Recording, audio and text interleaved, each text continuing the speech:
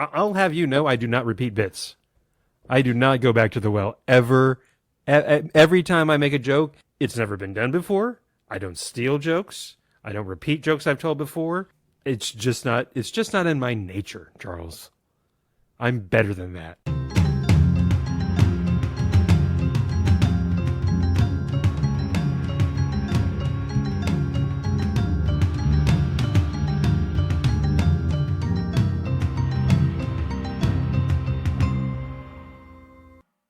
Hi there, and welcome to Hav and Charles Talk Comics, Season 4, Episode 1. Hi, Hav, how are you?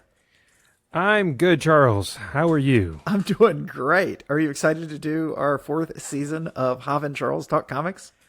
I am excited. I am pleasantly surprised and shocked because I swear earlier today I was like, this is season 3? No, season 4. Season 4 doesn't seem right. That seems like too many seasons. We haven't been doing this that long. And sure, I've checked. You know where I went? I went to havandcharles.com. Okay. I was like, look at that. Yeah, this is season 4. Son of a gun. Yeah. So yeah, it's awesome that we're doing a 4th season, and I am excited. How about you? I am very excited as well. I'm glad we were finally managed to get together here on March 14th because one of us finally finished reading the comic, and that one of us would be me.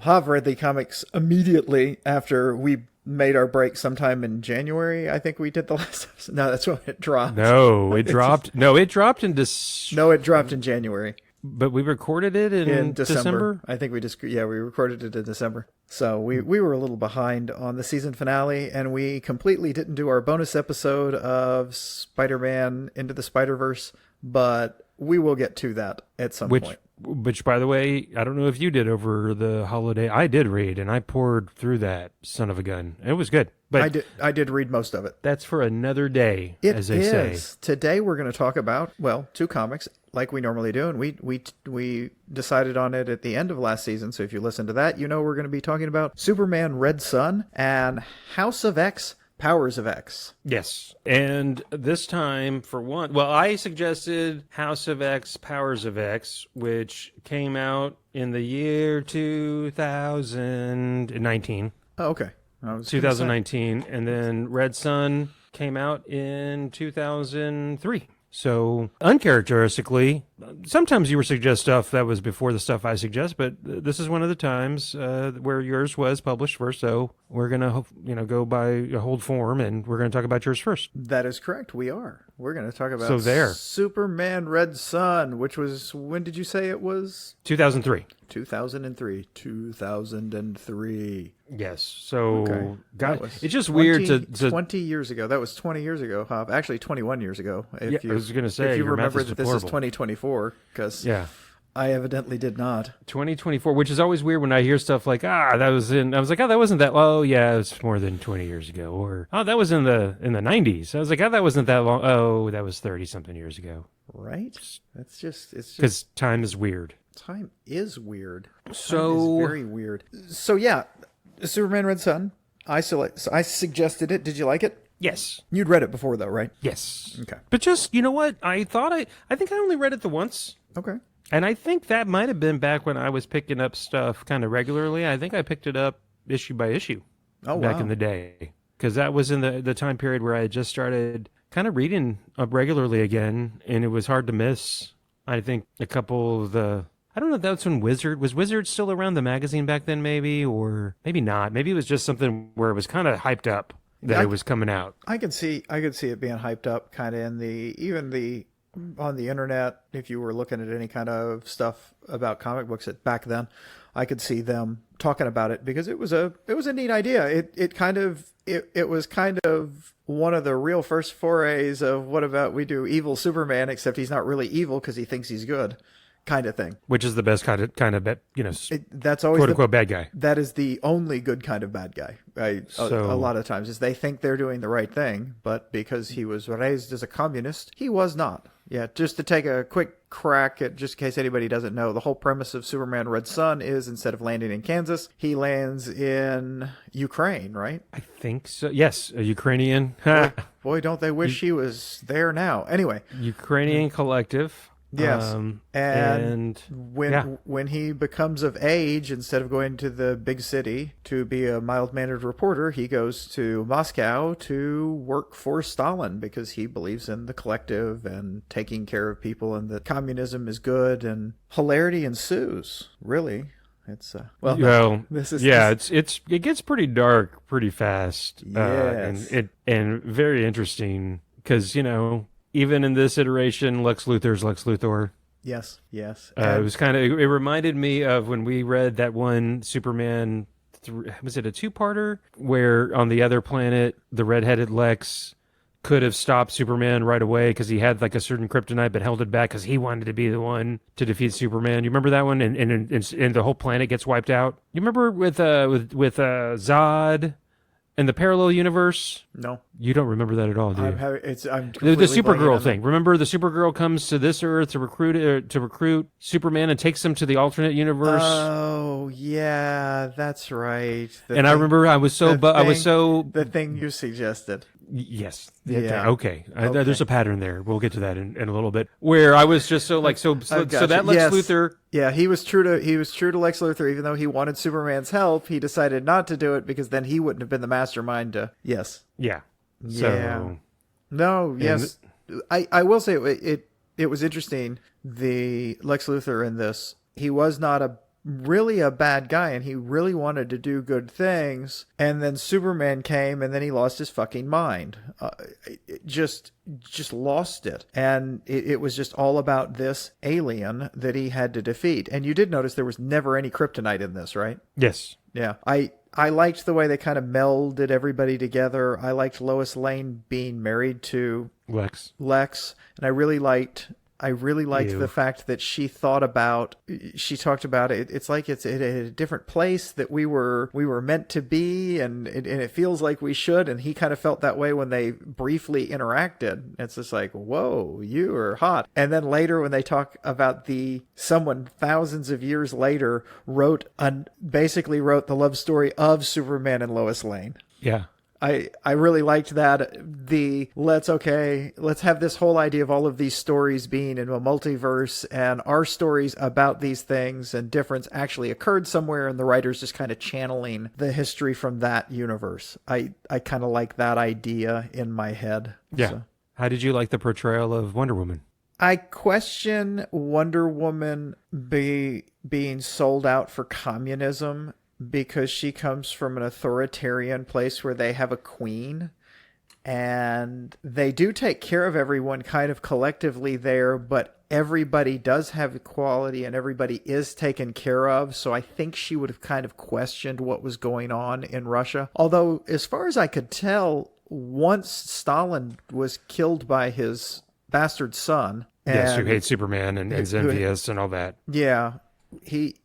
He seems to have started to fix at least not letting people starve to death. And I mean, the whole premise of this was he just kept conquering the world without attacking them, unlike how the Russians really did it. I will invade your country and take over and then starve you to death. He offered food and hope and all of this, kind of what Superman does, but he was slowly taking over the entire world except for the United States. And it was interesting because they didn't really get deep into how they were doing that and what was going on, because they still had strife. We had the Batman in it, his parents were killed in front of him by the bastard son who was the head of the KGB. Head of the KGB killed his parents in front of him. He ran away, lived on the street, and grew up to be the Bat. And he was trying to kill everybody. He even tried to kill Wonder Woman and Superman because he learned about the Red Sun, so he trapped him in that, and Wonder Woman had to stop it, and that aged her or hurt her badly. It was good. Everything about it was good. It's only 3 issues. It was done really well, and there's so much. I mean, you got the Green Lantern that is found by Luthor and Roswell. Yes. I'm just looking at some notes. You got Luthor collecting all the Superman not all of them, but Atomic Skull, Parasite, Doomsday to throw at Superman. And you got Superman, like you said, never wanting to just exert his physical power over. He just, because he can make a utopia in the USSR, he can do that seemingly throughout the globe. And the USA is saying, nope, not here. We're gonna do it. We're gonna do it our way. Yeah, and then he waits until they're invited. Yeah, and then he to the point where Superman isn't this another one where Superman? I'm trying to remember now because it's been a second since I read it. Does he ever try to use force against the United States in this? Well, at the very end, is that where he right at the very end, Brainiac tells him, "You have got to use force now," because the United States had kind of was destroying itself. But then Lex Luthor, when there was a revolutionary, they had a civil war, a bunch of states broke off. And there was fighting in the streets. People were starving. And Brainiac was telling him, you have to go in there now. This is the time. Take it over. You can do it. And he's arguing with Brainiac because Brainiac was sent by Lex Luthor at one point. And Superman reprogrammed him. Or thinks he did. He did. There you go. I was teasing it. I don't do that. I just go to you don't let me build anything. You're just like, nope. He didn't really reprogram him. There's going to be anyway. Yeah. So Lex Luthor gets elected and fixes everything. And I mean, literally fixes everything because he finally uses his brain power for all mankind instead of just beating Superman, because the whole point of him doing that was not to save the U.S. It was to beat Superman. But he does. He saves it. Everything was doing really well. And Brainiac is convinced that he's going to beat Superman. And he's not wrong. He has ways to beat him just by using his intellect. Although Superman is smarter than he is in this. Yes. I mean, he has been smarter. When Lex Luthor made, what's the name of the Superman that's the Bizarro Superman? When he made Bizarro Superman and sent him off, he actually self-destructed Bizarro Superman when his Bizarro Superman beat Lex at chess. Yes. I loved that. It was just, he got so upset because Bizarro Superman beat him at chess. He's like, no. Yes, what the heck? Huh? Yeah. No. Yeah. Guy. Well, and then, go ahead. No, you're fine. No, the whole thing, the whole big climax where Brainiac, sorry, and I did just spoil the crap out of that. It just was like, nope, I wasn't ever under your control. I'm going to do what I want to do. Sorry. And then, then Superman seemingly dies. Right. Well, okay. So Brainiac is going to take over everything. Brainiac had shrunk St. Petersburg into a bottle. St. Petersburg or Stalingrad. Okay. Sorry. I go with the current name. You are correct, and the older name.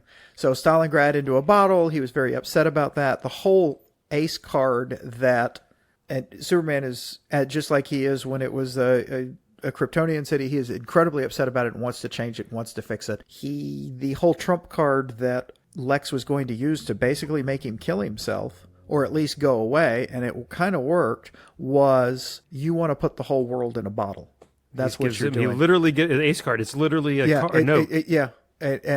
And it's you want to put the whole world in a bottle, and it's the absolute truth. He does. That's what he's doing. He's forcing everything. And there are people that are fighting him, and he is brainwashing them, literally brainwashing them to serve. But then all they can do is like clean floors and stuff, because they have all the Batman people that were with it are all like sweeping floors and lobotomized almost. Yeah, computer lobotomized, because they've got like bionic heads or It's weird. And so he goes out and he thinks he's going to die. Everybody thinks he's going to die when he takes off and destroys Brainiac, but he survives, and then he just goes into hiding, including being around later to see Lois Lane, and she doesn't recognize it because he's dressed like Clark Kent.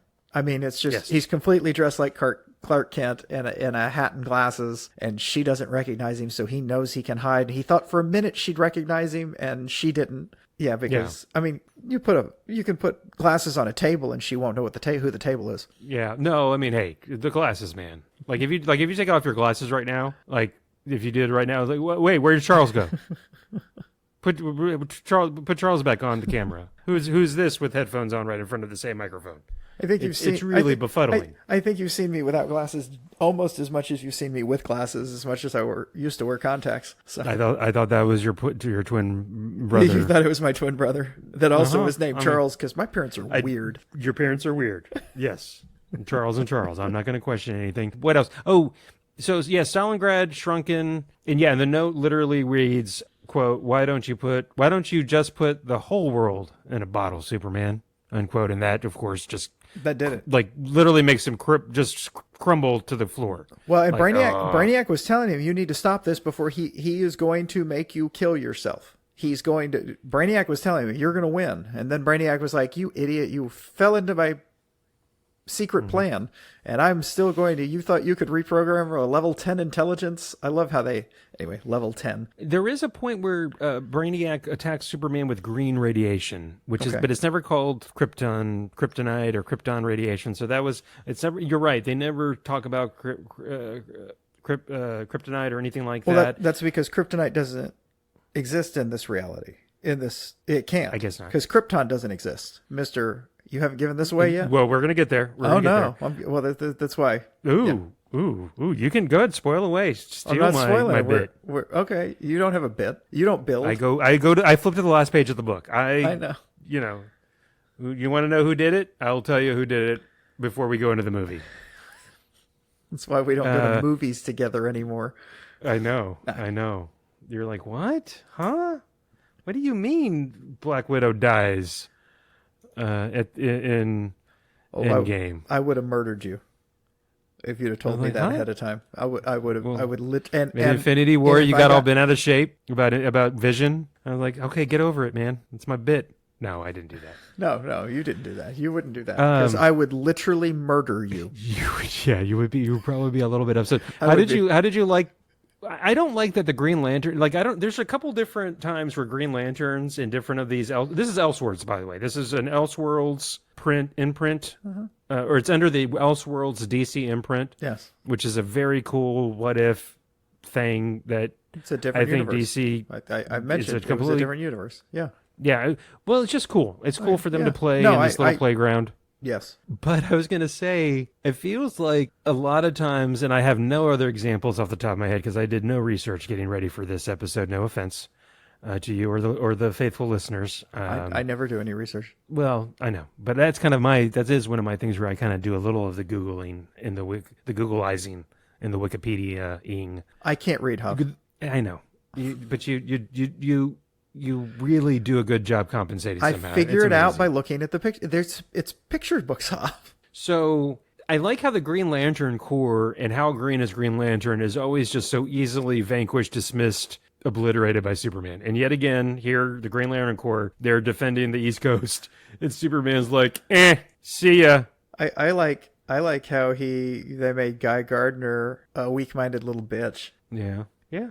I mean, so there's that. So yeah, Superman, after the whole climax with Brainiac and seemingly dies in the explosion, but doesn't, and then Lex Luthor goes on to live for freaking ever. He figures out how to cure pretty much all disease, make people live for 400 or 500 years. I mean, he lives for like 1,000 years or something. After he did it, after he defeated Superman in his mind. He thought, because he was convinced Superman was dead, so he defeated Superman. He could then use his power to his intellect to help all of mankind, which is kind of what he was doing before Superman came along. Lex Luthor was really about, I'm going to invent things. I'm going to invent things way before they should be invented because I have this kind of mind and I'm just going to use it. I'm going to be rich while I do it, but I'm going to use it. I have to keep my mind busy. I just have to, he's that guy that ideas just leak out of. Yeah. And so he makes a new world and kind of just the world Superman was trying to make, he actually makes. So in a lot of ways, God help us, Lex Luthor is the hero of this. Yeah. And the curing all diseases, but also colonizing the solar system, living like 1,000 years, I think, or close to it. Yeah. It's just, it's a cool, different, and Superman weird take on. And Superman lives a long time. The cool thing about Superman is he's actually telling this story. It's truly from his perspective because he starts talking about Lex Luthor and his ancestors and then his ancestors' ancestors, and you get to a point where his final ancestor on Earth, it's gone so long in the future that our yellow sun has turned into a red sun. What? Okay, settle down. And he has a child, and he goes to the council and says the Earth is going to fall off its axis and fall into the sun, and no one believes him. So he shoots his son back in time, and this is one of Lex Luthor's ancestors. So Lex Luthor and Superman were related, and I awesome. liked that. I liked that little circular recursive loop. Let me rephrase that, because we're going to get into this recursive loop bullshit here in a little bit.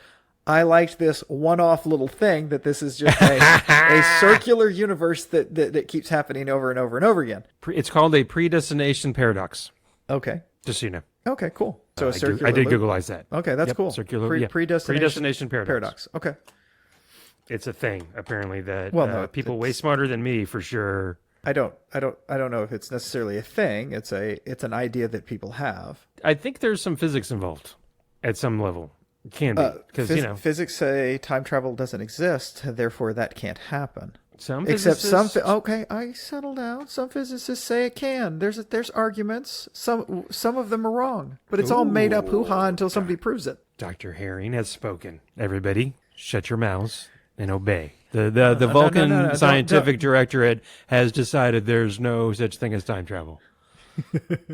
Yeah, the Vulcan. I loved that with the Vulcans and time travel, and then Star Trek has time travel all over the place. Like it's like a freaking there's no rules to it either. By the way, their time travel is so everybody like the great thing about Star Trek is the scientific accuracy. Bullshit.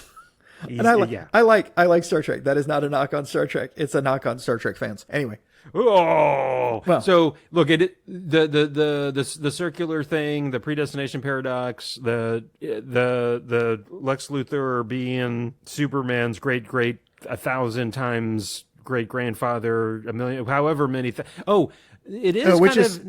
It's kind of creepy that he wanted to fuck his great whatever grandmother when he goes back in time. That's a good point. I mean, that's kind of very good point. Yeah, it's a good thing. It's a good thing they didn't. Although I get honestly that much separation. I don't know. It's still kind of weird, man. Oh yeah, I'm sure, but I mean the distance between them.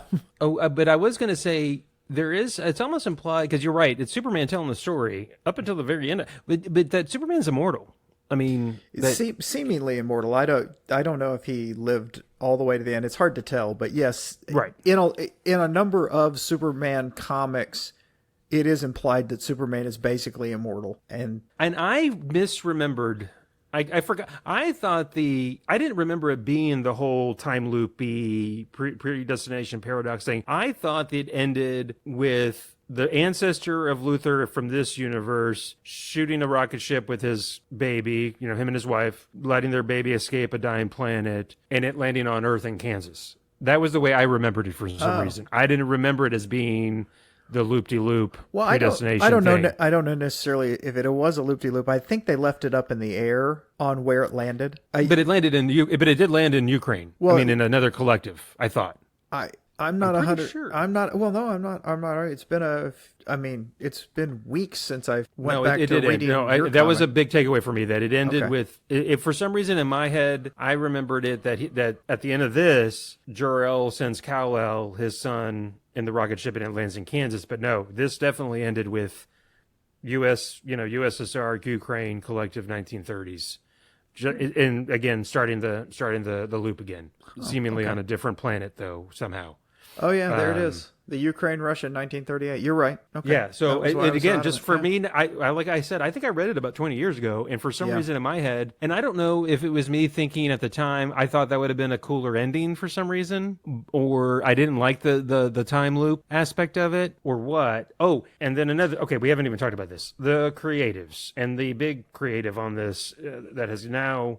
I mean, when he did this, he was a thing because I think he had done maybe Ultimates at the time, but it's Mark Millar. And the pencilers, I didn't, full disclosure, it's been so long since I read it, it's been returned to the Hoopla Public Library forever. I try to recheck it out. Have you ever had this happen? Where you try to check something out, and on Hoopla it says the collective daily borrow limit set by your library has been reached. Yes. And will reset at midnight. Yes. I've never had that happen before. Yeah, I've had that happen a couple of times. And there's also a collective monthly limit. Really? Yeah, they sent an email. They sent an email earlier at the end of last month to say, hey, Hoopla's, you can't borrow anything from Hoopla right now. We'll let you know when you can. And, well, it was the next month. You know why that is, right? Why? Because we've been plugging Hoopla here on the podcast so much, people are starting to freaking use it finally. Sure. You're welcome. Sure. You're welcome, That's Dallas probably, Public Library. Yeah, that's probably what that is. Yes. Yes. Yeah. I'm going to, again, pat myself on the back. Okay. It's hard work, baby. It's hard work being this powerful. I'm just glad people are using the library, the public library. It's free, yo. Yes! Boom, shalakalaka. What? Oh, Mark Millar. There were a lot of pencilers on this. I didn't realize. I got 4 here, according to my crackpot Wikipedia research. Dave Johnson, Andrew Robinson, Walden Wong, and Kilian Plunkett. Okay. And I don't know any of them off the top of my head. That doesn't mean it wasn't pretty darn good, by the way. Oh, no, it was really incredible. I loved the art. The art was very well done, especially the iconoclastic, I think is a little different. Yes. The Soviet era propaganda stuff was just so kind of eerie. And so well done. So well done. Because, hey, being men of a certain age, I very much, we've talked about this before on different podcasts about 70s. I mean, both of us firmly growing up in the 80s. The Soviet Union, the Big Red Scare, Cold War, and then growing up reading about the 50s, 60s, for sure, the Cuban Missile Crisis, and the art was so distinctive and their architecture was so distinctive and different and stark compared to a lot of stuff in the West. It was really cool to see on the page and very well done. It really was. They did an amazing job drawing this as if Russia had invented Superman and was using it as a propaganda thing against the U.S. I mean, the covers with the really square jawed and everything. I was just looking at one of the first cover, and it's an amazing piece of Soviet artwork done by an American comic book drawer. Now, Mark Millar is an interesting person. I was going to say character, but he's a real person. He now has gotten crossways with Grant Morrison. I don't know if you keep up with the tabloids. Yeah, the two of them do not like each other. They used to be really good friends because I think they're both Scottish. Yes. Well, you mean Scottish people can start anyway. Yeah, that's a good point. I mean, think about how much Moira McTaggart changed over and over again. There was I think somebody on Twitter, or it was publicized on Twitter that somebody asked Morrison if they'd seen Millar recently. Do you ever run into Millar? And he said, no, I'd like to with my car. If I saw him, I'd run into him with my car. Yes. Going fast. Yeah, well. Or something like that. Yeah, it was like, oh, Jesus Christ, okay. Well, because also Grant Morrison has gone on record in, I think, plural interviews. Look, nobody's saying that the idea of Millar, it was Millar's idea about the what if Superman landed, its baby in USSR. But Grant Morrison, and I don't think Millar has disputed this, the whole time loopy thing at the end, Morrison's contribution. Okay. Which I think is kind of cool. Yes, it doesn't take away from everything. Well, yeah, it's a nice addition. I like the addition. But that doesn't. If everything else, it's not minimizing. I'm not minimizing Millar's. I didn't think you were, and I love Grant Morrison, so I got no dog in this hunt. Right. I think it's worth. If we're talking about it, I think it's worth pointing out. Okay. It reminded me of, again, not taking anything away from the great George Lucas, but I watched on Vice. I think they have those icons where they do a deep dive on. Like they did a deep dive on the prequels and the original trilogy. And 2 things I took from that. His wife at the time when the original trilogy was done was instrumental in the editing. Yeah. And giving it heart and pacing. Yes. Then the second thing was De Palma saw it and apparently has never been disputed that he's told George he needed to do a scrawl at the beginning to kind of give everybody lay of the land. Well, again, not taking anything. It was kind of cool. But when it first came out, it didn't have. Literally when it came out, from what I understand, it didn't have the crawl. Oh, I see. I didn't know like that. What I thought it did. I thought the screenings. Well, maybe that I thought was the screenings for Friends. Maybe. Like when they first saw it, finished product, and then De Palma was like, "Tack this on at the beginning." Yeah. Well, so no one person comes up with everything. You don't create something in a vacuum. Well, unless you have a really big vacuum that you crawl inside of, which is weird because you have a dust fetish or something. But we won't get into that. I don't. Yeah. And see, I went No, I people- went a people different way are- with vacuum. I meant like a vacuum. 'Cause see how what I did there is when people think of a vacuum, sometimes they think of what you use a household appliance for. All right. What? Anywho. So no, that is interesting. So what you're saying is sometimes artists get ideas from other artists. Yes. Okay. Well, no, it's well. I mean, my mom used to talk about the Skrull being like the beginning of the Zorro movies, and even Spielberg, even Lucas has said all the It's all X-wing the TIE fighter fight scenes is the World War II flying Yes. combat scenes that you know just put into space. The crawls were at the beginning of the trailers. Were the beginning of the serials he watched as kids. Like Flash Gordon. Yes, like Flash Gordon and Buck Rogers. So, which are the two of the big things that they took from that he took from that and Dune. Because everybody's like, yeah, this is what Star Wars should have been. Is Dune. I've never watched a Dune movie, so I can't say anything. I did try to read the book when I was a kid, and that was the most incomprehensible tome I've ever put my hands on. I keep trying to get it from the fucking library, but this Dune love is so much. Every time I look at the list, it's like 50 people on one copy. I'm like, okay, so the library knows not to buy any more copies of this fucking thing, but all these people are waiting for it. Yeah, I don't know. Yeah, I mean, Dune's fine. Oh no, I've been online recently. They're talking about how it's better than Star Wars. Yeah, well, look, it's one of those, it depends where you're at in your life when it comes out. Like there are, I think we've talked about this here maybe, or just when we've been having a beer. There are people that are grown up that grew up on the new trilogy, episodes 1, 2, and 3, that They love it. adore and love them and think they are better than the original trilogy. And It's, I'm actually New fine Hope. with them thinking that. So look, it's just now there's these folks these kiddos that are or people or adults or young adults or whatever. Oh, Dune, and I'm like, you know what? You go watch the David Lynch version, and you tell me that isn't 10 times better. I can't even do it with a straight face.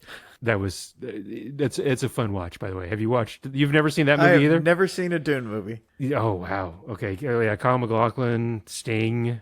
I'm aware of it. I've never seen it. You can keep asking me questions about it. I haven't seen it. There are the things called moving pictures, Charles. Okay. When a movie comes out on a book I thought wasn't very good, I don't tend to want to go watch it. Did you ever read Lord of the Rings stuff or The Hobbit? I read The Hobbit. I've read the first book. Is it The Fellowship of the Rings is the 1st book? I loved The Hobbit in elementary school when I read it. I've read that. Okay. But have you ever gotten through the whole Lord of the Rings? I read the first book, and I got halfway through the second book when I was, I think, still elementary school, maybe beginning of junior high. I got halfway through the Two Towers. When the movies started coming out, I decided I was like, okay, well, I'm older now. I'll see if I can get through it. I read The Fellowship of the Ring. I got halfway through the Two Towers. I was like, fuck this. This isn't worth it. This is god-awful. Funny thing is, the better of the 3 movies, and none of them were that great, was The Two Towers. There's a hot sports opinion for you right there, everybody. They're not that good. I'm sorry. Peter Jackson can suck it. Source material is not that great. Hey, look, I was going to say, because the reason I asked, speaking of Dune, I've tried I can count on less than one hand how many times I've tried to read The Lord of the Rings. It's been on my bookshelf for decades. Don't bother. And I've tried a couple times.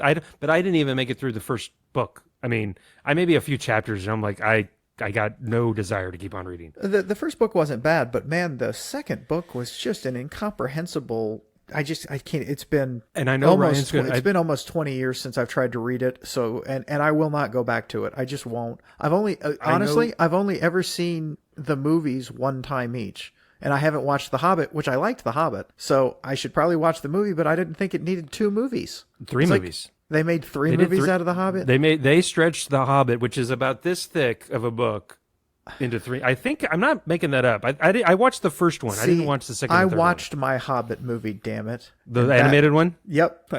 That's freaking awesome. And that's my Lord of the Rings too. Yes, Frodo of the Nine Fingers. That is, and the Ring of Doom. No, you're look, and I know Ryan is going to hear this podcast, and I know he's a fan of the movies. Suck it, and Ryan. So that's Ryan, what Hav is trying to say. That's not what I'm saying. I apologize on behalf of Charles. Hav is trying to say, suck it. Everything you love is wrong. And I don't agree with that. I think you have taste and charm and wit, but now you know what Hav truly feels about you. After, you know what? In fact, me and I you know what? I like the movies. I did enjoy the movies. I did not. Okay. I'm being a little harsh on the movies. I enjoyed each one when I watched it. I did like the Two Towers. I found it amusing that I liked the Two Towers more. I will say it was just so much violence, which is weird because I don't mind that. But I mean, it's just like, okay, we get it.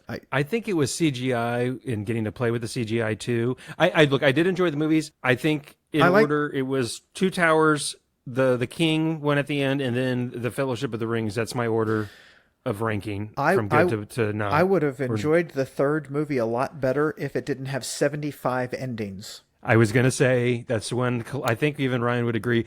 I was like getting out of my seat and then like, nope, sitting down again. I had to pee so bad.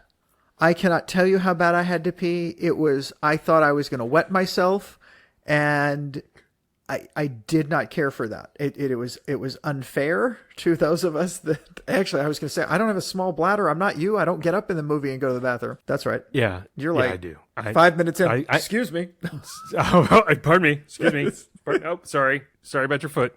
No, because when I think I know me and Ryan, I just moved up to Dallas for my job into late 2000 or 2000. I forget. It was right before I think either we both were or I was going back to San Antonio for the holiday, but Lord of the Rings came out around the Fellowship of the Ring came out around Christmas time, and me and Ryan went to go see it at one of the. I don't even know if it's still there, north of 635 on Central. I just remember that, and I remember liking it. I remember being pleasantly surprised and liking it more than I thought I was going to like it, because I'm not really big into the fantasy stuff and the wizards, unless they're space wizards with space swords, kind of thing. At least generally, I don't know. So I did enjoy. Anyway, that's a weird tangent that we got on from talking about Red Sun. Yeah, it's weird to talk about other imaginary things when you were talking about one imaginary thing. Exactly. Now, look, I will say that after saying what I said about him, he did invent a genre. Except he didn't invent a genre because he didn't invent fantasy. Fantasy's been around since the beginning of literature. Gilgamesh was fantasy. He did not invent. He invented a walking in the fucking woods together and just take the fucking giant eagles and drop the fucking ring. Anyway, sorry. Anyway. But it's me, Ryan, who was bagging on it, not Charles. No. No. You're bagging on Ryan's taste. I'm saying. No, I'm not. I'm not bagging on Ryan. I'm agreeing. Oh my God. Jeez Louise. You're just personally attacking Ryan. I'm just saying my opinion. That's exactly what I'm doing. Ryan respects people's. I respect his opinion. There's literally nothing wrong with liking those movies. I know. There's nothing wrong with liking those books. You're wrong to like those books, but there's nothing wrong with that. He did invent the American genre of fantasy books. He didn't invent it. Tor invented it. Good. Never mind. Anywho. Was there Del Rey, not Tor, sorry. Well, Tor, hold on. Anyway, I digress. We've digressed. We should dress back up. No, there was I was going to say, wasn't there a DC animated movie or no? A DC animated movie about Red Sun, or was there not? There may have been. I don't remember. I thought there was, but I can't remember. I think there was. I think there was. But for some reason, I think I saw it. But gosh darn it, if I don't remember. I may have watched it, but the comic book is great. It is good. Go ahead. Sorry. I just thought it was great. It was only 3. It was only 3 issues. They were very long issues. They were long issues, but I don't feel like it. I think it's one of those where it didn't need to be any longer. It did not need to be any shorter. No. I think it was very well constructed. Yes. I don't think they tried to stretch it out or make it too short, which I feel like sometimes we can tell when they're like, hey, you only got 3 issues to do this, and they cram it too much in. Or they say, hey, this is a really good idea. I know you only wanted it to be 3 issues, but it's going to be 12. Yeah. And then you're like, oh, my God. No, it was a very well-rounded, everything about it worked together. They skipped over some stuff. They could have gone longer. There were places that they could have fleshed out because we didn't really do the whole Brainiac thing. And we didn't do some, but it was fine because it's kind of jumping around the way a lot of these Elseworld things do. They're trying to show a large period of time. It's not, because it was the Elseworld imprint, it's more the way they do those instead of the way they do something within the regular thing where they go, okay, now we have to have 75 comics. Well, like 7 will do. It's like, come on. Yes. I was going to say, yeah, I kind of wanted more, but you're right. They would have gone way too far. And it would have been Red Sun, Batman, Red Sun, Detective Comics, Red Sun, Wonder Woman, Red Sun, freaking Doom Patrol. Exactly. Every I would absolutely love to see Red Sun Doom Patrol, though. That would be you good. nailed I haven't one on- seen. I have not watched the last season. I the have last not half of the either. last season. I have not either. I've been a bad live action animated comic book fan here recently. I have not seen Blue Beetle. I have not seen I enjoyed the Shazam latest movie. I enjoyed Blue Beetle. Oh, good. Good to know. Yes. I did Shazam? not as good. Not as good. Okay. Did not really care for that. You know what was good? The Teenage Mutant Ninja Turtles movie. Oh, you know what? I wanted to see that. I watched it on the plane on the way to Hawaii, and I laughed my butt off. Nice. I mean, literally, I was like, "Oh, I'm never gonna see this or whatever." So I also watched the Blue Beetle on the same flight, and Nice. but that one, I was just like, "Okay, this is darn good." I quite enjoyed this. I liked it so much, laughed so much that Cindy watched it too after. Oh, cool. Because she's like, "Oh my God, Charles is busting a gut here. What the heck? Let me." She didn't like it as much as I did. She said, "I see why you liked it as much." It's just like it was right up your. Well, no, you know how that is. Everybody has. She liked it, but it wasn't like okay.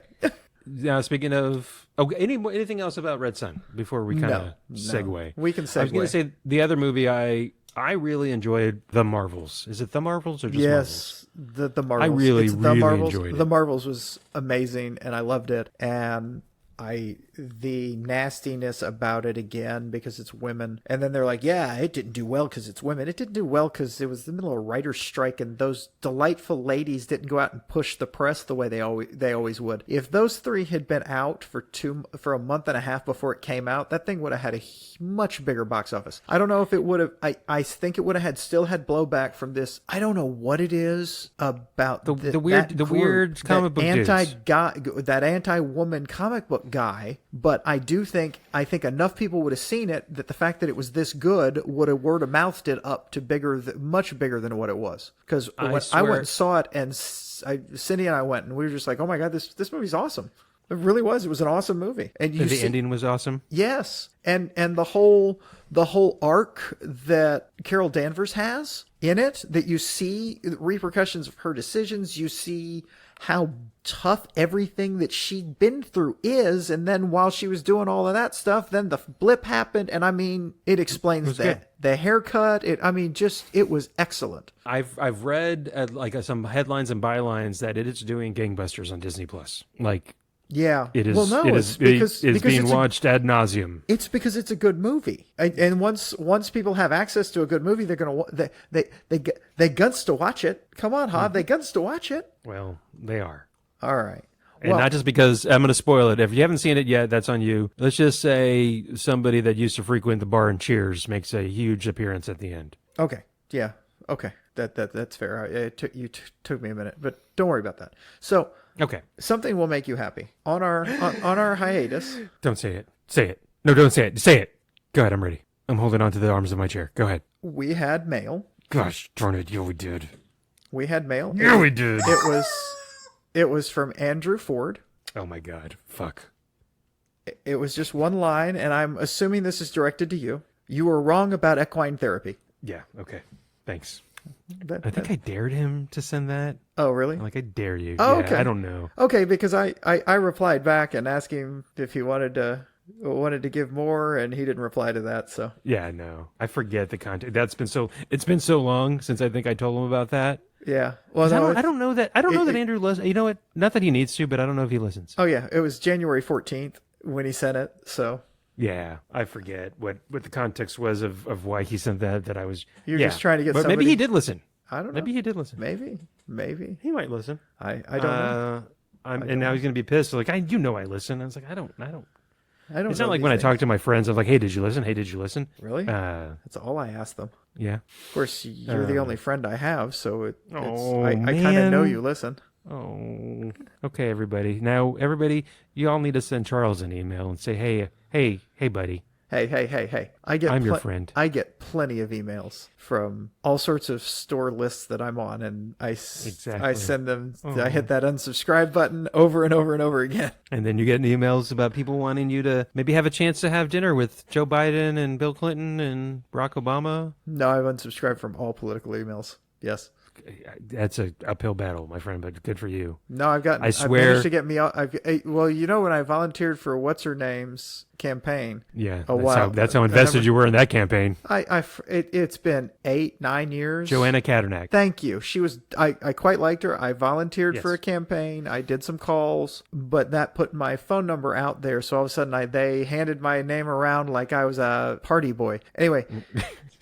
Passed me around anyway. Oh, okay. Right. Man, I will say the nice thing about that is I explain to all the elderly people when I'm signing them up for something that I'm putting they're going to send me an email. I was like, yes, and then you scroll down to the bottom and you unsubscribe, and they will unsubscribe because it's a major corporation who will get in a lot of trouble if they don't unsubscribe you. Well, I just get all these emails. Yes, and you should go to the bottom of it. This is my public service announcement to elderly. Go to the bottom of the fucking email and say unsubscribe. If you get a text from a campaign, you say stop, and they stop. Yeah, they do. Because they have to. It's the law. Then they just get somebody else from a different organization. I swear. I understand, speaking of Andrew, I've got them all turned off. They don't send me stuff anymore. So I don't. I think I've mentioned it here before. If I haven't, I don't think it's. Well, it's. I'm a public officer. I at least I am for a little while longer. I'm a precinct chair for the Dallas County Democratic Party for our little. Oh, still nook and cranny precinct. Okay. And I have been for a while. Yeah, I didn't know you were still doing that. Julie's going to take over here. Okay. And June. Well, that's good. Somebody competent really should do that job. Oh, right. There's just a right hook, right, unsolicited, uncalled for. Just going to absorb that one and keep on rolling because I'm a professional. Body blow. Uppercut. Down for the count. I would get, because my name and number and email address are on the Dallas County Democratic Party website as a precinct chair for now it's precinct 2148 or something. It used to be 1070. For some reason they changed their precinct numbers, which really threw me for a loop. I was getting all sorts of, from Democrats, but then I swear speaking of Andrew and one of the Austin dudes, somewhere, I want to say it was 2016 or 2020. No, it wasn't 2016. It must have been 2020 or 2022 for sure. All of a sudden I start getting GOP stuff, man. I swear one of the fuckers, and it's mostly text. I swear somebody puts like, "Hey, let's do this. Let's sign a POV for some texts," and it's rather glorious to get a Trump text or a Nikki Haley or a Mitch McConnell asking me for money. So that's fun. So thank you, whoever did that, Andrew. I think maybe I don't know. I would guess Andrew. But no,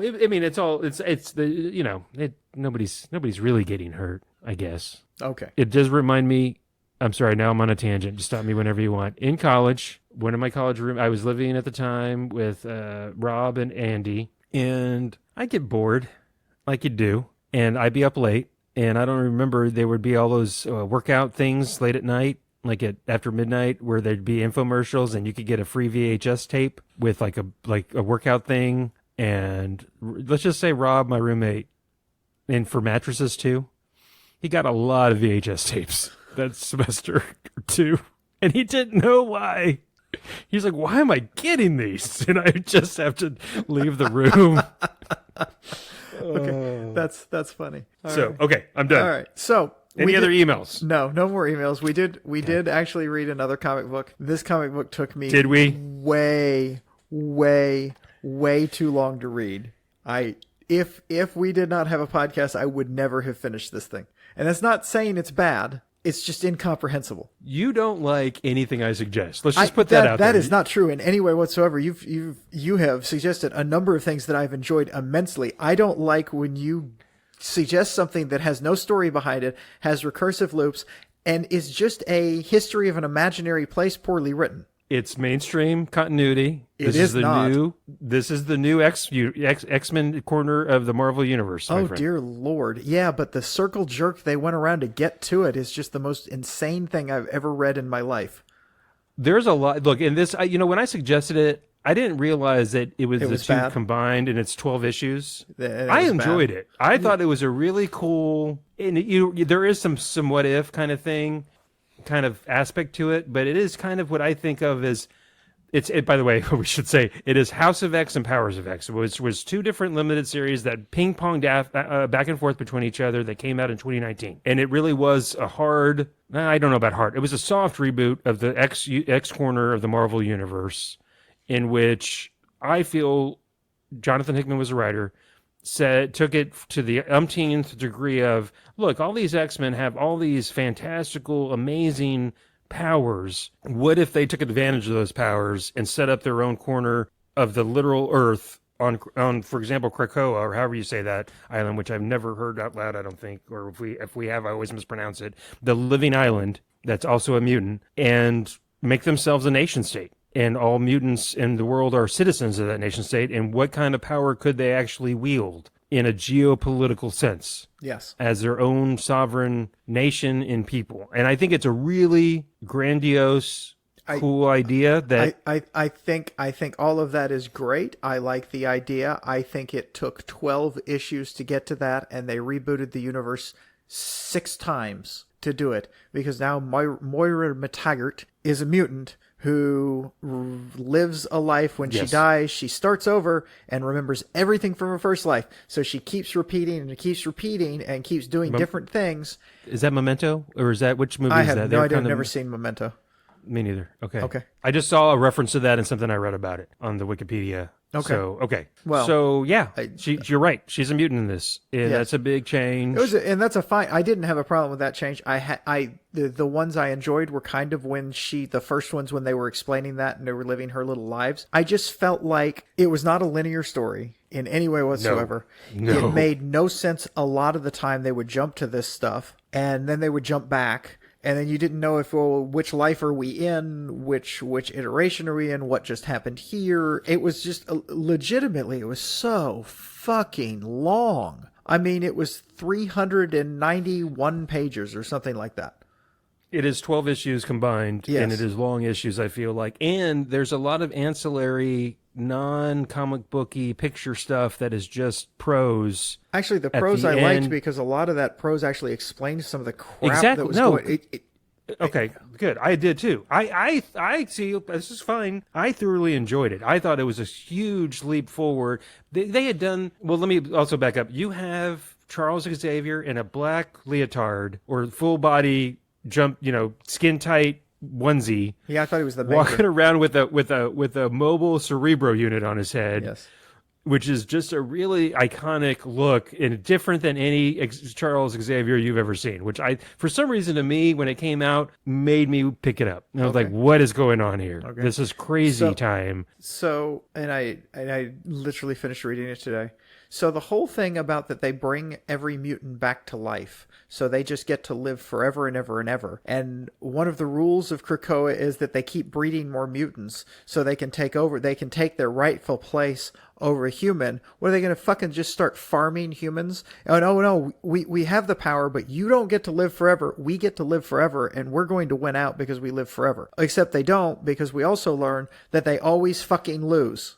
They always fucking lose. Well, we know that. We've read the fucking X-Men. I mean, that's the whole point of. But hey, this time they lose in a more magnificent way than ever. Yeah, that's true. That is a repeat. I loved the end of the 6th one when they're talking to. Was that like a computerized version of Charles Xavier at the end of that one, where I don't even remember. He's talking. Oh, how'd you do that? Did you do balloons on purpose? No, how'd you do that? I don't know what the fuck just happened. Everybody, we're on FaceTime when we do the podcast, and balloons just happened, and I like balloons, apparently. I'm a 4-year-old. I was like, oh, balloons. Just completely stopped listening to Charles. On my screen, balloons just went up my screen, and I have no... Me too. I didn't touch my iPhone, I swear. No, I didn't. I was looking at my iPad to see if somebody sent me like a hat, because it's like what happens when you text somebody happy birthday, the balloons. That was that. Yeah, it just happened. Technology. That was weird. Okay. No, I don't remember. I don't remember that you're talking about the master mold that was orbiting the sun. I'm looking at a synopsis. No, what are you talking about? I am talking about at the end of at the end of the very end, near the end, where it's this something is just talking, and he's talking to Wolverine. But I don't know if that's Charles Xavier, who had become a kind of a robotic, a machine version of himself, because it seemed kind of like him. He's the librarian, and they're keeping the mutants alive. And then Moira comes up, and it's Wolverine and Moira, and they're talking, and then he says we're about to be, because they're doing all of this just ridiculous crap about how they'll be absorbed into a one mind, and then that mind will go into a black hole, which is a hive mind, which is, I mean, they listed all these things, and I mean, there's a lot there. But he said, but we know what you are, Moira, and I don't know if we want to make sure that the idea was he didn't know whether if he killed her now, she could start all over. And if he didn't, if they sent her off where she was going to live, then that would be stuck. And then they could have their massive, wonderful being absorbed by the whatever those dumb shit. No, it's not. It's poorly thought out, but not dumb. So you really had, okay, tell me if I'm reading. But then Wolverine kills him. And then Wolverine kills him so he could send Moira back, and then he kills Moira so they could start over. And that's the last iteration. That's the last iteration, because then she meets him. Then she meets Charles Xavier again and does all the thing, and they just rapidly go through it one last time until there's right there at the end where they're standing there, and that's when I guess we're back into the new, this is what the X-Men are now from this step. Krakoa is here. They're all working together, and Moira is stepping out of the shadows, but she's in the shadows, and they're going to have a precog, but you can't have a precog because they'll know about, I mean, it's the X-Men. I know, but yes, it's a rehash. I think look, a lot of this stuff, you're not going to reinvent the wheel. It's the X-Men. They've done it before. Yes. But was the non-linear part of it, or the loop-de-loop, was that a hang-up for you? It drove me crazy. Yes, it drove me crazy. I'm picking up on that. And I think... And it went so far into the future every time. Yes, they have different eras or epochs, or I forget what they call it. And it jumped, and then it jumped back, and you didn't know what... It was just disjointed, and to me, I did not ever really get into it. I got into parts of it because Hickman is a really good writer. Yes. He is a really good writer, but I did not care for this because you suck. So I agree that it was a hard read, but it was a great read to the point where when I got done with it, albeit around the holidays, I thought to myself, and I meant to, but I just haven't had time. I actually have been a little busy with work and stuff, but now that it's an excuse, I should have. I thought, you know what, this is something that deserves a reread. It was that good. I enjoyed. Now I've heard, and I did not keep up after this. They've gone on with this. I will never read that again. Well, guess what? I'm suggesting for next time. We got to continue this, babe. No, gosh darn it! Why did I do that to myself and to you? I'm not suggesting that but they've gone on. Hickman stayed on, and I think he left for a little bit, and maybe he's coming back to kind of wrap it up. But now he could write stuff that's just going on, because now, as you said, this is a whole reboot, a soft reboot. It's not even a soft reboot, dude. He rebooted it 6 times.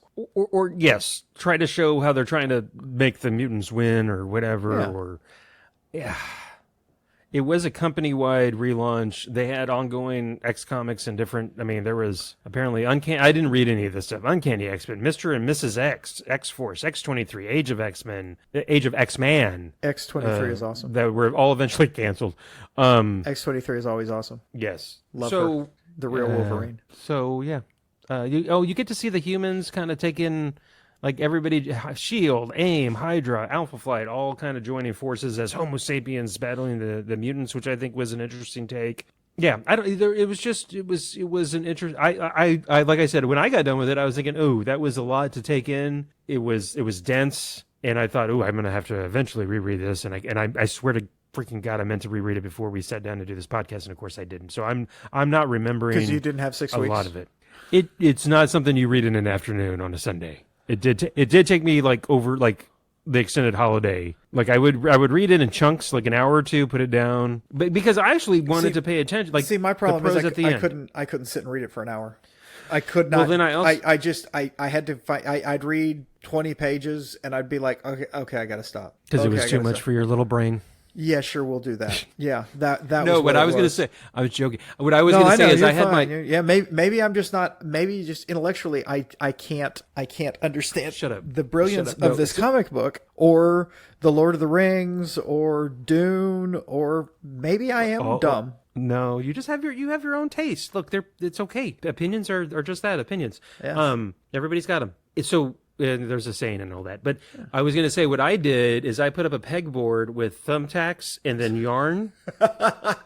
And Julie was upset because it did take up like the whole wall in the living room. Yeah, no shit. And I ran. I literally was. This is making me realize when I first started reading this, I was going to make that joke about this. The Charlie Day. You need to. Well, it's not okay. They did that, but they've done that. That's not the first place that came from. Yes, that yes, literally used to. It's been a crazy person thing forever. No, because I was just thinking, and I ran out of colors of yarn. I went to Yarn Barn, and I was like, "Look, this is it." And you're like, "What do you mean you only have 73 different colors of yarn?" So you learned to dye, and then you made your own colors yarn. Yes. I just have white, and now I'm going to make some dye, and I'm going to make this color. Yes, that's exactly what happened. That is so now anyway. He's Cheryl, an Amish wife. He's Cheryl at the Yarn Barn. If you're listening, this is a shout out to you for helping me put together my crazy board for Powers of X and House of X. I really appreciate it, Cheryl. Thank you, Cheryl at the Yarn Barn. Cheryl at the Yarn Barn. Yarn's not free. No. Yarn's not free, yo. No, I'm well aware that especially yarn when is you have free. to dye your own special colors. Oh, I make myself laugh sometimes. Sorry. I don't know. Look, I think we give it. I mean, there is a shit ton of stuff in this that I'm not. I mean, you could spend half an hour on each issue. Yeah, if you really want. I don't want to. I would not be willing to do that. I would. Okay, good. Yeah. Well, I think I'm kind of done. I mean, I think if you're an X-Men fan, you're already done with this. You're like, I don't want to hear Charles talk shit about this anymore. If you're an X-Men fan and you want to see a completely, I don't know if it's completely, but a new take on the trope that's been done over and over again, where it's the humans versus the mutants and the mutants, but the mutants this time are stepping up to the plate saying, nope, we're going to take over because we're going to apparently lose every time again. Yeah. It's a different take. It's Hickman doing it, so I think it's well done. I like the idea. I do like the idea, except one of the things I didn't like about it, just thinking about it now, because now I'm really thinking about this. Lots of it was good. It was well written for what it was. But again, the disjointed part of it just drove me nuts. So I can't get into it to read it. And also Moira's horse shit about, well, I'm going to have to break Charles and make him something he's not, but I know he'll never go against his ring. At some point he might read my mind again without telling me, but he never does that. Bullshit. Charles Xavier is the biggest hypocrite in the Marvel goddamn universe. Charles Xavier always breaks into some people's heads. He always makes them do something. He had a thing for a teenage Jean Grey, which is kind of weird. That's weird. Yeah, well, Charles Xavier's a huge. You're absolutely right. Charles Xavier can suck it. Yeah, at least Magneto's not a hypocrite. He's just a bad guy. I mean, and legitimately, he's a bad guy. He's like not a good person. Yeah, he's a bad person, and espouses and is upfront about it. Yeah, I know he's been through a lot in his life, and I get that, but it doesn't give you an excuse to be a bad person. And I understand him wanting to protect people and not have a Holocaust. I'm all on board with let's not exterminate mutants. But come on now. You can't be what you're fighting against if you're fighting against it. I'm not even going to get into. Okay. Yeah. So this idea that these two, if they just work together, they're going to. Well, they're not, because one of them's evil and one's a giant hypocrite. So. I always thought, which makes good story. You have to have flaws. It makes good story. But well, now you're making me think of the Magneto thing about never again. I'm never going to have what happened to my Jewish people. Yes. Is never going to happen to my mutant people. Yes. But to do that, I'm willing to do that to other people. Exactly. And don't go any further. Okay. I'm just going to leave it at that because I don't even want to step into that quagmire. But yes, it's comic books can talk about a lot of stuff. No, comic books can. Comic books can definitely talk about a lot of stuff. And makes you think and talk about stuff like that. Yes. I will tell this. Okay, now jumping back to Charles Xavier. I remember as a kiddo when I got into the comics, elementary school, the X-Men comics heavy, and I remember thinking, why doesn't Charles Xavier just go to Vegas or gamble? And well, maybe that's how he made his money. They never talk. Well, he comes from family money. He's family money. He rich. But he could go wherever and just play the stock market or play he could go play as poker. A whale. He could just go play poker. I mean, not craps. He could play blackjack. Actually, he has telekinesis. He could play craps. No, he's not telekinesis. He doesn't have telekinesis? No, he's just no. That's Jean Grey. Jean Grey has. Oh, that's right. She's overpowered. Yes. Well, a lot of them are. But, yes. What else on this? I did like the fact that they're using. And one other note that I had is that for once, the mutant island of Krakoa being a sentient mutant being, ancient as Apocalypse. I didn't understand how it was a mutant. But yes, It's a living island. a living I don't thing. know. Yeah, I know. I know, but and it's a mutant. I don't know that it's just it's a different type of life. It doesn't make it a mutant. It's sentient. It's a sentient island. Yes, but that doesn't make it a mutant. Okay, well, I don't know. Because then, it's somehow an island. I know. No, they're calling it a mutant so they can claim it, but they can't claim it because then they made laws. You can't own land, but you want to own land, and you can't kill humans. You can't kill a mutant, but you can kill a mutant because a mutant can't die. That was the other. It's like, wait, so you're going to punish humans for killing a mutant when you just bring that fucking mutant back, and then that mutant's going to go kill the human? It's just. Anyway, there's some circular crap again with this. We can bring everybody back to life, take some skin out of that game. I guess they're just saying, look, we're going to bring the fucking mutants back anyway. So now we just show you how we're doing it. We won't have to, how did Wolverine come back? Or how did Jean Grey come back? Well, they developed a husk.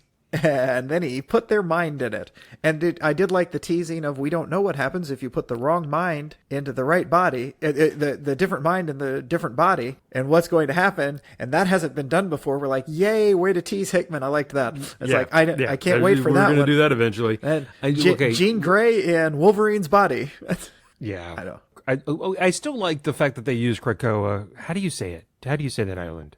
I don't know. I read it. Krakoa seems fine to me. Yeah, you keep saying I don't think that's right, but I have no idea. Krakoa sounds fine to me. You notice I hadn't said it until then. I'm like, oh, yeah, that sounds good. Whatever. Who else? Oh, I'm trying to just think of the other characters that aren't really used a bunch. Oh, Cypher from the New Mutants, who was one of my favorite characters growing up that gets killed in the New Mutants. The one, the mutant power is that he can understand any language, computer, written, spoken, extraterrestrial, doesn't matter. That's his mutant power. So him and Krakoa can communicate, and they develop their own mutant language. Yeah. That Charles somehow he implants into everyone that comes there, so they have their own language. And only mutants are allowed on the island. And I forget how it's only through some kind of teleportation or gates. And I forget how that's done. It's a seed. It's a seed from the island. From the island, and it grows, and then they come in. Like the Lost Island from the show Lost. Is it the same island? Yes, it's the same island. It's Land of the Krakoa. Lost. There's the show Lost. Oh, I've never seen the show Lost. I know. You should. It was good. No, I shouldn't.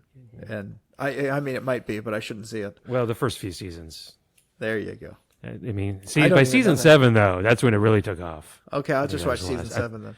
I think that was you're fine. You just started season 7. You'll totally jump. You can jump on anywhere on that show. Yeah, I'm sure. Yeah, I've heard it's notoriously easy to get into if you. Yes, anywhere jump, even during the middle of an episode. Like just pick a random episode in the middle of any season. You're fine. Okay, now I'm getting goofy, and it's not even. It's 9:30 almost. Charles, holy crap! I'm sorry, you're old, Hav. Yeah, me too. It kind of blows sometimes. What else? Anything else, sir? No, I guess we've done enough. Hav is pretty much off of social media completely. He has sworn I'm on off the Blue Sky? No, Oh, what do you mean? just can't let me get into any kind of bit. Sorry. I'm all excited because we're doing a podcast. Go ahead. Sorry. Anyway, yeah, no, we both migrated over to Blue Sky. I haven't even been on Twitter for like 2 days, which I think is the longest I've been without being on Twitter since I really started using Twitter. And so we're both on Blue Sky. If anybody has it, anybody can join it now. It's a Twitter. It's old Twitter. It's very similar to what Twitter was. But without the Jade, Diamond, whatever weirdo South African Elon Musk running it. Yeah, the Emerald Air. There you go. Emerald, whatever. Yes, so I am... Who was a white supremacist. I am on there. I am at Herring Red, whatever. If you look up Herring Red, it's not Herring Red Real. I actually got Herring Red this time. And Hav is... Hav Gonzo. Just Hav Gonzo. See, we both changed. We both got what we want on the new one. So well, because we were both invited somehow before it went public because we're special. Well, yeah, everybody. That was the everybody that had put in their invitation got invited. We'd been waiting. They were like, okay, we got to let these people on before we open it up to the complete public. Because about 3 weeks after we all got on, that's when they were like, or maybe a month at the most. Yeah, but there was like, okay, these people have been waiting long enough. We've given out all the things because I had Blue Sky invites that I never gave to anybody, and then they're like, yeah, me too. I had 5, and I was like, oh, I never gave them out because I didn't know. I didn't even think about it, and then I looked, and I was like, oh. So yeah, man. Hey, we're back, baby. We are back, but we have to do something else. We have to talk about what we're going to read for the next podcast. I thought you were going to say we need to check on the children because there's somebody. The call's coming from inside the house. I'm all jacked up on podcast juice now. I'm all excited that we're doing the podcast. I'm glad. I'm glad you're bringing the energy now that we're done. Hey, I brought the energy. No, from the beginning. I know you did. I'm just. How dare you attack me, sir? How dare you? So, what would you like us to read for the next pod? Episode so I was going to suggest. I was going to give some previews to the faithful listener and yourself. I will suggest a few things down the road this season that I've been kind of sitting on, if you will. Just a couple of them I think you're really going to like. I'll tell you what, the ones I'm going to suggest down the road, not for next time. Fantastic Four Visionaries, Volume 1, John Byrne. Okay. That's not for next time. Godland, I'm eventually going to suggest, for sure. Gail Simone's Secret Six. Nice. I'm going to eventually suggest, but for next time, and I would venture to guess you have never read this, so I've already got the next 3 planned out after this. Sandman Mystery Theater, Volume 1. Sandman Mystery Theater, Volume 1? Yep. Okay. Is that not just Sandman, or is that... No, it's a totally different thing. It's on the Hoopla. Okay. Sandman Mystery Theater, Book 1. It is a rather long one, but I think I'm going to give you a little preview. It is superhero mixed with crime noir. I think you're going to... I'm knock on wood. We'll see. I hope you dig it. Okay. I hope I dig it as well. You'll have to send me a picture of it because it didn't pop up when I searched it. But that's fine. I borrow it right now. But I will borrow it and send you a screenshot. Yeah, so or just send it to me because you can share. We've learned that. I am going to suggest something I literally saw today and started reading it, and I have not finished it. I'm enjoying it. And I kind of mentioned something that kind of teased it before when I said I liked the Teenage Mutant Ninja Turtles movie. Yeah. This is a Teenage Mutant Ninja Turtles, The Last Ronin is what it's called. It came out in 2022, and it was a recommendation on Hoopla of things I might want to read. So, and some of them, you got to understand, some of it, they're hit or miss on things I might want to read, since I read a bunch of the stuff that we read so much on there, and it's things you suggest that I didn't like. So, just cannot help yourself taking pot shots. I can't. So it's Who is the Last Ronin? In a future battle-ravaged New York City, a lone surviving turtle embarks on a seemingly hopeless mission seeking justice for the family he lost. Oh, that sounds dark. Oh, I'm reading I'm fairly deep into the first issue, and I was enjoying the hell out of it. I had to get up and do some stuff, but I finished reading this thing. Powers of X, House of X. That thing. You can't even let the word, the title escape your lips. You hate it so much. It tasks you. It did. It was like a fucking chore reading. Dang. It was a chore. Gosh, for gosh, dog. It was a chore. It was horrible. Yeah, no. So so when did your one you suggested come out? Well, I wish I could tell you that. Okay. The original series came out in 1993. Why are you being weird on how you say dates right now? Because I'm all goofed up on the podcast. No, but I mean, you're just being weird. I swear I'm not on. I'm really excited. I mean, you're about sitting doing there. The pod. I mean, you're as far as I can tell, you're naked, and you're being weird. Gosh, don't stand up to confirm. I am wearing a very smart polo. He really red is. Polo, ladies and gentlemen. I am not knickers. Well, at least I will confirm that he's wearing a shirt. Or 2 shirts. I'm not. Because you got an undershirt on. I'm not Donald Ducking it. I swear to God. I believe you. Please do not confirm. Okay. All right. Ha ha ha ha. You're so funny. We've never done this bit before. Well, we've done this bit a lot. Yeah. Well, hey, I'll have you know I do not repeat bits. I do not go back to the well ever. Every time I make a joke, it's never been done before. I don't steal jokes. I don't repeat jokes I've told before. It's just not in my nature, Charles. I'm better than that. You should see the look. That is good. That was a good, what you talking about, Willis, look. I mean, that was a really good, come on, dude. How can you say that with a straight face? You're just like, come on, man. I laid it on a little bit thick there, ladies and gentlemen. You're welcome. I'll be here all week.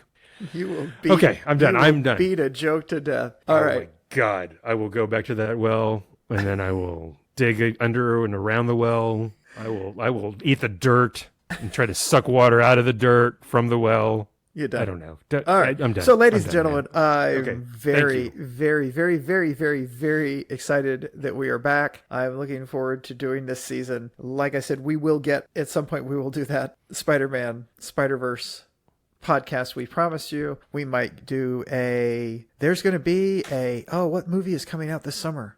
Oh my God, Deadpool and Wolverine is coming out this summer.